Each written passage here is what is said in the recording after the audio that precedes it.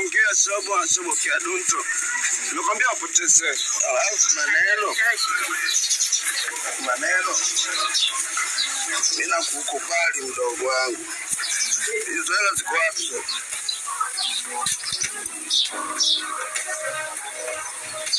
Chukua tu mdogo wangu. Wewe si ndo Dudu Mavi. Dada, habari yako? Nzuri. Mimi nimetembea sana duniani, kwa kweli sijaonana na mwanamke mzuri kama wewe. Kwa hiyo unasemaje? Kwanza unaitwa nani? Naitwa mimi. Mimi naitwa Majanja aka Bob Q. Naitwa Majanja aka Bob K. Ni mdogo wake na rafiki yake mkubwa na yule Chief Kiumbe yule. Ni ndugu yangu yule Chief Kiumbe. Alafu nafahamiana na Diamond. Mimi hapo unaponiona hapa nimekuona wewe na mambo yangu mengi sana ya kufanya, lakini kutokana kwamba na wewe nimeona nikupe tu shafu kidogo, nikawa nataka tuongee mawili matatu. Kwa hiyo unasemaje?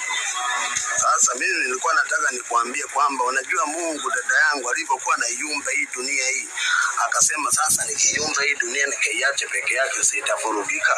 Kwa hiyo yeye alichokifanya Mungu ni mkubwa sana. Akachukua mabustani ya Eden yale akayashusha chini. Akachukua manyama mazuri yale ambayo yakuvutia na mandege akayatia kwenye bustani. Baadaye akaona mbona limekuwa jeupe li dunia, ndio akamtengeneza mwanaume na mwanamke, yani walikuwa Adamu na Hawa enzi hizo kitambo, historia wewe hujui. Sasa baada ya kuwatengeneza hapo, maana yake hivi kwamba hawa watu wawili wao wanapendana. Kwa hiyo nikusaidiaje labda? Nilichokuwa nataka kukuambia mimi ni kwamba hivi, yani mimi usinioni hivi hapa nimekuja hapa.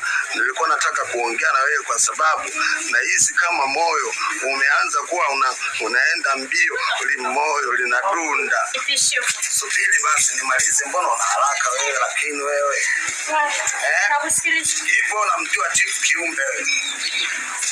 Sasa yule Chief Kiumbe mimi ndugu yangu, sasa mimi ndo nikutane sasa. Maana yake una haraka, alafu uko wapi utakuja kupewa tu buku. Yule Chief Kiumbe mimi ndugu yangu, na ndio maana unamuonaga Chief anaweza kayapa majitu hela mpaka mengine akaamua tu kwa anakula tu maunga. Mengine anayapa hela anakuwa anaenda huko anapigwa na laana, lakini mimi naongea sana sikuelewi. So kama naongea sana ina maana kweli unasemaje? Yaani nini wanawake wa Dar es Salaam mpende kubembelezwa nini? Bembelezwa vipi hivyo bila hela?